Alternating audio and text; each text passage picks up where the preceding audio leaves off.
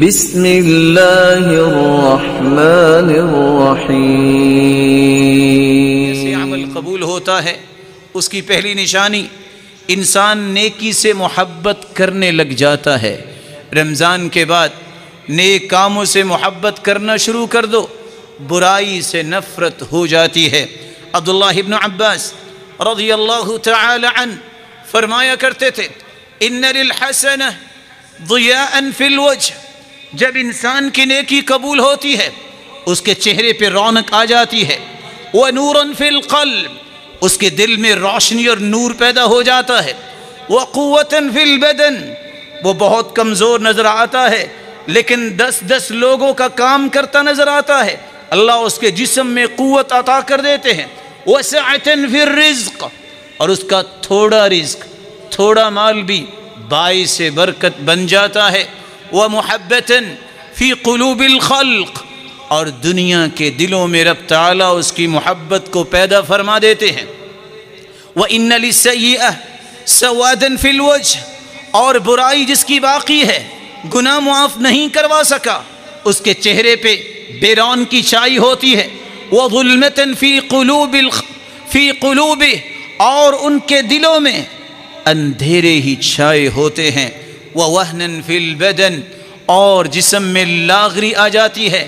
رمضان کے بعد فرض نماز باجماعت پڑھنے کی بھی طاقت نہیں ہے، سبب کیا ہے؟ اس کا عمل قبول نہیں ہوا، برائی باقی ہے۔ وَضِيقًا فِي الرِّزْقِ، اور رزق میں بھی تنگی ہو جاتی ہے۔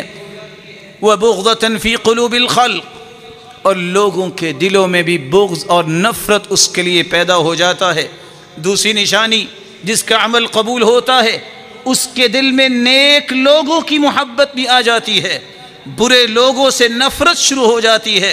ان اوثق عور الایمان ان تحب فی اللہ وتبغض فی اللہ، ایمان کا مضبوط کڑا اس کے ہاتھ میں آتا ہے جو اللہ کے لیے ہی محبت کرتا ہے اور اللہ کے لیے ہی کسی سے نفرت کرتا ہے۔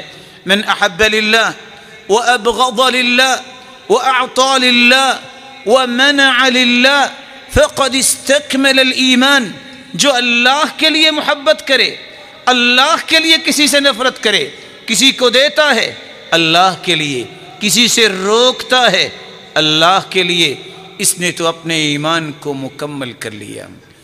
نیکی اس کی قبول ہوتی ہے جو رسول اللہ صلی اللہ علیہ وسلم کے تیسرے فرمان پہ عمل کرتا ہے۔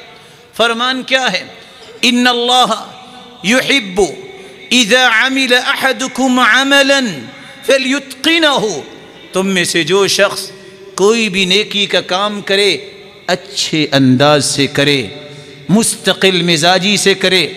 خیر الامور ادومها وان قل، بہترین کام وہ ہوتا ہے جو ہمیشہ کیا جائے، خواہ وہ تھوڑا ہی کیوں نہ ہو۔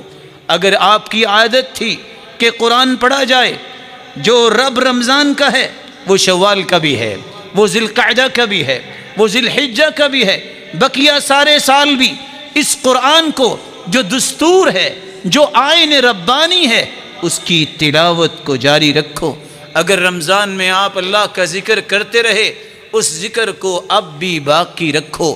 اگر آپ نوافل پڑھتے رہے، دعا کیجئے زندگی کے بقیہ سالوں میں یہ عادت باقی رہے۔